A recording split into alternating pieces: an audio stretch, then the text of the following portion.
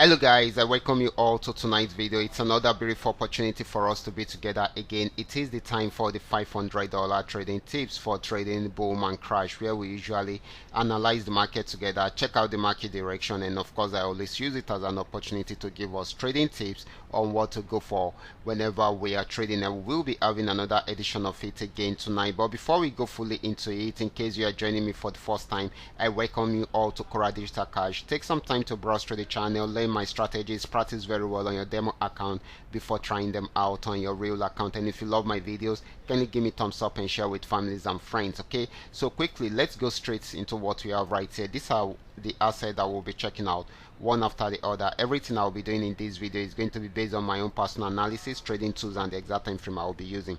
The performance also depends on when you are seeing this video. If you're not joining me live and direct, you will have to have a recheck on the charts before you can follow up with the analysis. As for the $500 profit per day, it all depends on your trading capital. The more your trading capital, the easier it is for you to achieve. So quickly let's go straight into what we have right here, starting with boom 1000. Okay guys, this is boom 1000. I'm on 5-minute time frame using the 3M trend milk trading indicator to analyze right here. Right from this resistance zone, it started a downtrend, and that is why you can see more of the red flag than the yellow flag. And of course it got to this support zone, it was unable to break out below it, so it started an uptrend right from there. So this is going back on uptrend at the moment, so this is going to be giving us more of a buying opportunity than a selling opportunity. Next asset is going to be boom 500. Let's check it out right away.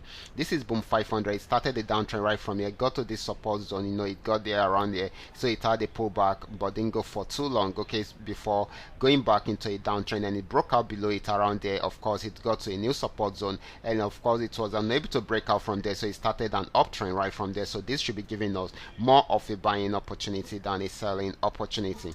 Next asset is going to be crash 1000. Let's check it out right away.